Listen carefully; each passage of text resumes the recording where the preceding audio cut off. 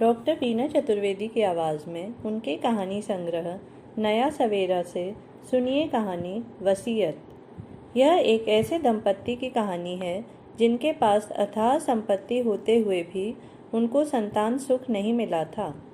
मोहनलाल जी ने अपने साले के बेटे शिवम के नाम सब कुछ कर दिया था। अब शिवम को उनकी कोई चिंता नहीं थी। मोहनलाल जी ने अपनी वसीयत बदलवा दी और एक ट्रस्ट बनाकर समय रहते लोभी लालची दगाबाजों को सबक सिखा दिया था। सुनिए कहानी वसीयत। शाम हो गई है, सूरज ढल गया है और आकाश से एक सूना सा अंधकार उतरता चला आ रहा है। रास्तों में चहल पहल कम होने लगी है।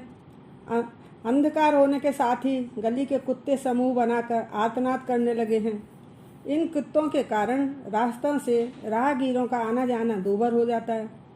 कमनी नगरी में धीरे धीरे सन्नाटा घनी उषा से भरते हुए लंबी अंगड़ाई लेने लगता है और इसके अनंतर तह पर तह जमता हुआ सूनापन शनैः शनैः बरसता सा लगने लगता है। मोहनलाल जी और उनकी पत्नी सुधा जी अनेक स्मृतियों में खोए हुए गुमसुम अपने बिस्तर पर करवटें बदल रहे हैं। आधी रात बीत जाने के बाद उन्हें नींद नहीं आ रही। मोहनलाल जी और सुधा जी की शादी को 10 वर्ष बीत गए, मगर उनकी जीवन रूपी बगिया में आज तक एक भी पुष्प नहीं खिला। मोहनलाल जी के घर के सामने ही उनके साले प्रभात जी किराए के घर में रहते हैं। उनकी माली हालत ठीक नहीं है। उनका 5 वर्षीय बेटा शिवम मोहनलाल जी से बहुत घुल मिल गया है। इनके और सुधा जी के जीवन में संतान न होने के चलते जो शून्यता थी वह एक हद तक शिवम के कारण पूर्ण होने लगी है। अधिक समय तक मोहनलाल जी एवं सुधा जी अपना खाली समय शिवम के साथ ही व्यतीत करते हैं। ये दोनों शिवम की हर फरमाइश को पूरा करते हैं। शिवम की खुशी में अपनी खुशी तलाशते हैं। दोनों लोग शिवम की थका देने वाली धमा चौकड़ी पर तनिक भी क्रोधित नहीं होते। वहीं दूसरी ओर शिवम के माता पिता रीना और प्रभात जी शिवम की गलत हरकतों के लिए उसे हमेशा डांटते रहते हैं। कभी कभी झुंझलाकर शिवम से कहते हैं कि जाओ अपनी बुआ और फूफा जी के पास, वही तुम्हारी शैतानियों को बर्दाश्त करेंगे। एक दिन प्रभात जी ने अपने बेटे शिवम को डांटते हुए कहा। उसी समय मोहनलाल जी वहाँ आ गए और प्रभात जी को टोकते हुए कहने लगे, अजी साहब, आप शिवम को हमेशा डांटते क्यों रहते हो? प्रभात जी को मोहनलाल जी का इस प्रकार से बोलना अच्छा नहीं लगा। वह कहने लगे, आप लोगों के लाड प्यार के कारण यह बिगड़ता जा रहा है। हर समय नई नई फरमाइशें करता रहता है। आपसे हमारी आर्थिक स्थिति छिपी नहीं है। शिवम की फरमाइशों को पूरा करना हमारे लिए मुमकिन नहीं। प्रभात जी की बात सुनकर मोहनलाल जी का मूड खराब हो गया और वह परेशान होकर चुपचाप घर आ गए। वह अपनी सुधा से कहने लगे, अब वह शिवम को अपने घर नहीं लाएंगे। सुधा जी ने आशंकित होकर उससे पूछा कि क्या कुछ हो गया? मोहनलाल जी ने दुखी होकर कहा कि प्रभात को अच्छा नहीं लगता कि हम लोग शिवम को लाड़ प्यार करें। इतना कहकर दुखी मन से वह अपने कमरे में चले गए और अंदर से दरवाज़ा बंद कर लिया। सुधा जी टालने के लहजे में हंसते हुए कहने लगी, अरे दरवाज़ा तो खोलिए, आप बेकार में परेशान हो रहे हैं। वह मेरा भाई है, मैं उसे अच्छी तरह से जानती हूँ। वह कभी भी बुरा नहीं मान सकता, दिल का अच्छा है, छोड़िए भी। 2 दिनों तक इन लोगों ने शिवम से मुलाकात नहीं की। मोहनलाल जी ने सुधा जी को प्रभात जी के घर जाने से रोक दिया। शाम होते ही फाटक पर किसी की आहट हुई। शिवम अपने पिता प्रभात जी का हाथ पकड़े हुए अंदर आया और जैसे ही उसकी नज़र मोहनलाल जी पर पड़ी, वह अपने पापा का हाथ छुड़ाकर तेजी से भागता हुआ आया और मोहनलाल जी की गोदी में चढ़ गया। मोहनलाल जी उसे देखते ही भाव विभोर हो गए। प्रभात जी कहने लगे, आप लोगों के पास आने की जिद कर रहा था। रो रो कर इसने सारा घर से पर उठा रखा था। अब आप लोग ही अपने लाडले को संभालिए, मैं तो जा रहा हूँ। मोहनलाल जी और सुधा जी की खुशी का ठिकाना नहीं रहा। दोनों लोग शिवम के साथ खुश होकर मौज मस्ती करने लगे। सुधा जी ने शिवम की पसंद का खाना बनाकर उसे अपने हाथों से खिलाया और मोहनलाल जी ने उसकी पसंद के खिलौने उसे दिलाए। घर में रौनक वापस आ गई। रात होने पर शिवम की माँ रानी उसे लेने आई तो वह जिद करने लगा कि वह अपनी माँ के साथ नहीं जाएगा। रीना से कहने लगा कि माँ आप भी यहीं रहिए, रीना किसी तरह समझा बुझाकर उसे अपने साथ ले गई। एक दिन मोहनलाल जी सुधा जी से पूछने लगे कि वृद्धावस्था हमारी कैसे कटेगी, इस संबंध में तुमने क्या सोचा है? औलाद के बिना हमारा बुढ़ापा कैसे व्यतीत होगा? हमें कौन सहारा देगा? बच्चों के बिना खाली घर काटने को दौड़ता है। मैंने तुमसे कई बार कहा कि किसी बच्चे को गोद ले लेते हैं, मगर तुम हो कि हमारी बात ही नहीं मानती। अभी तो हम लोगों का समय एक दूसरे के सहारे कट जाता है। एक दिन ऐसा भी आएगा जब हम दोनों में से किसी एक का बुलावा भगवान के यहाँ से आएगा, तब हम में से कोई एक इस संसार से चला जाएगा और एक बाकी बचेगा। उसकी जिंदगी किसके सहारे से निकलेगी? मेरे मन में जब भी यह प्रश्न उठता है मैं बेचैन हो जाता हूँ। क्या तुम्हारे मन में कोई विचार नहीं आता? तुम्हें भविष्य की कोई चिंता नहीं है? सुधा जी ने बिना सोचे समझे तपाक से जवाब दे दिया कि तब की तब देखी जाएगी। उसके लिए अभी से क्यों परेशान हो रहे हो? भविष्य की सोचकर अपना दिमाग क्यों खराब करते हो?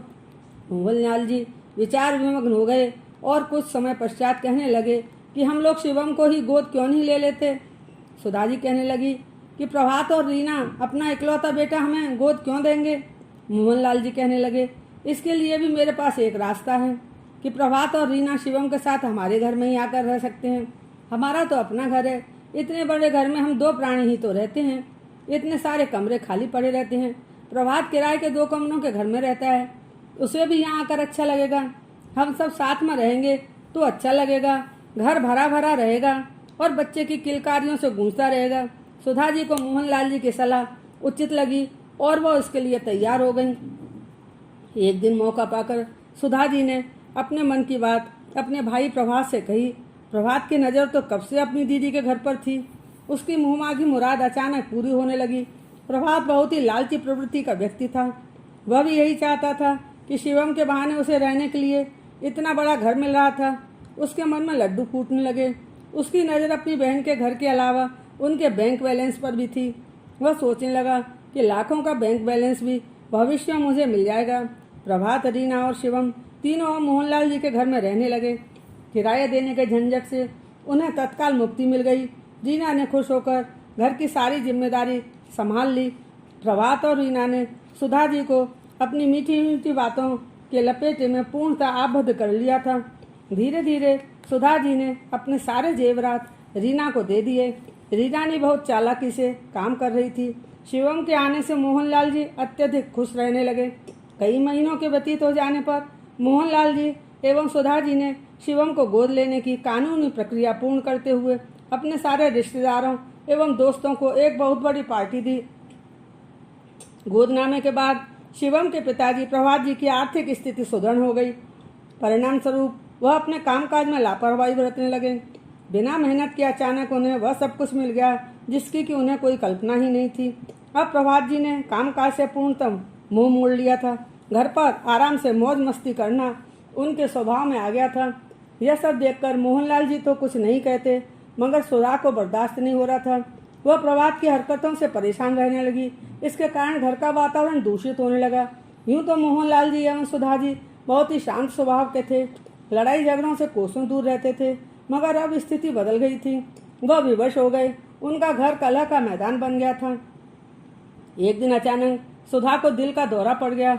बड़े से बड़े डॉक्टर का इलाज हुआ, मगर सुधा की तबीयत में सुधार नहीं हो रहा था। दिनों दिन उसका स्वास्थ्य गिरता ही जा रहा था। कई दिनों तक अस्पताल में रहने के बाद सुधा का देहांत हो गया।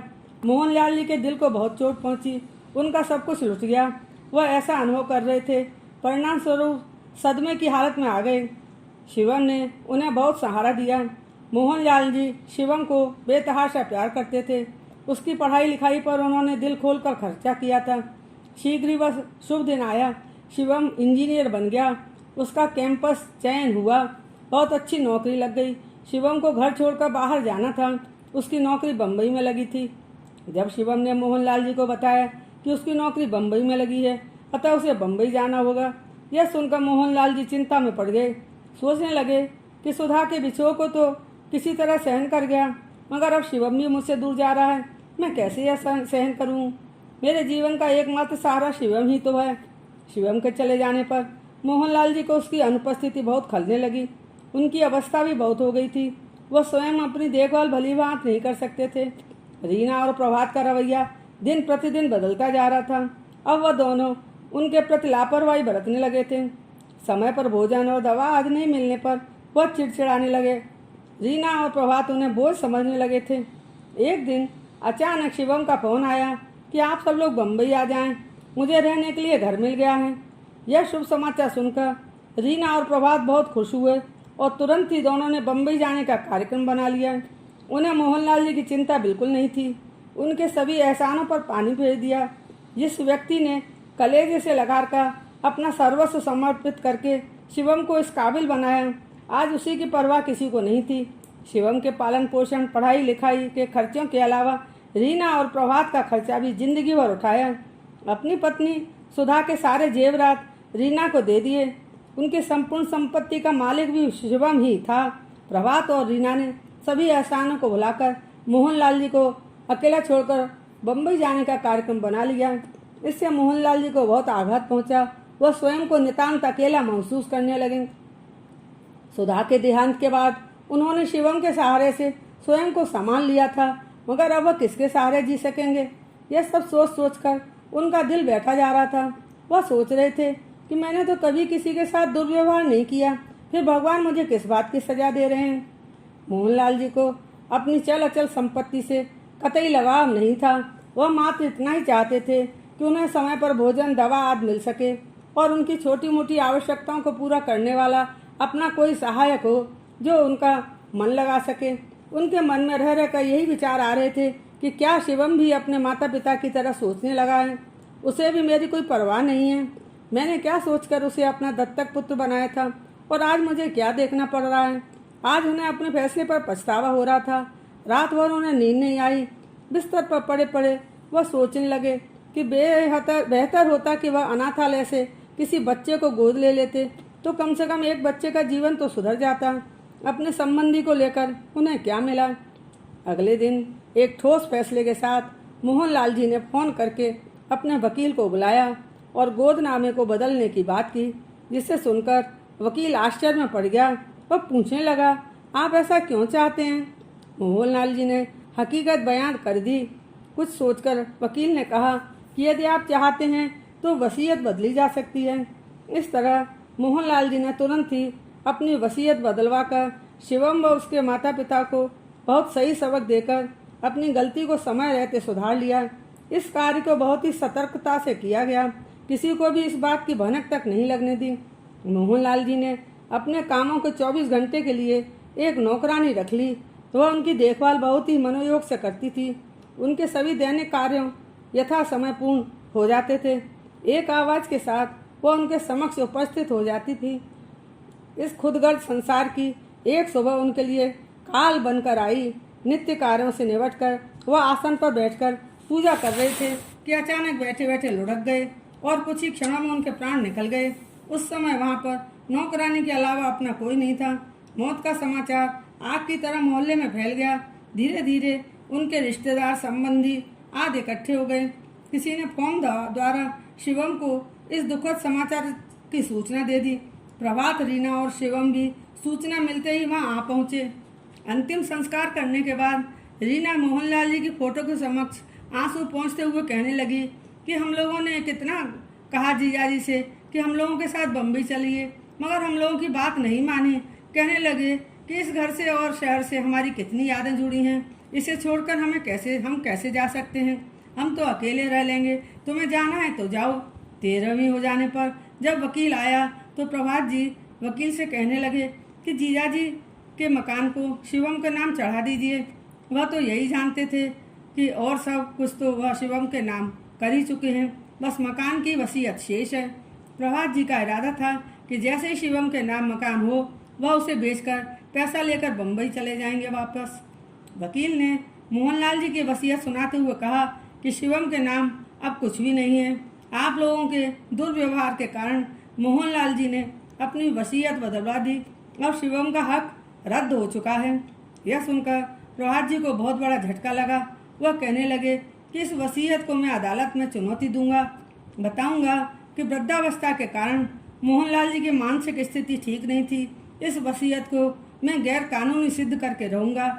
वकील ने जवाब दिया कि उनकी इस वसीयत में बाकायदा 2 प्रतिष्ठित लोगों के हस्ताक्षर हैं। इस पर साफ शब्दों में लिखा है कि मैं अपने पूरे होशो हवास में अपनी वसीयत बदल रहा हूँ। मोहनलाल जी ने एक ट्रस्ट बनाकर इस मकान को गरीब बच्चों की शिक्षा के लिए स्कूल बनाने के लिए दे दिया है। वकील का जवाब सुनकर वहाँ उपस्थित सभी रिश्तेदार मोहनलाल जी के निर्णय की प्रशंसा करने लगे। कहने लगे कि मोहनलाल जी ने समय रहते सही वसीयत करके लोभी, लालची, दगाबाजों को सबक सिखा दिया था।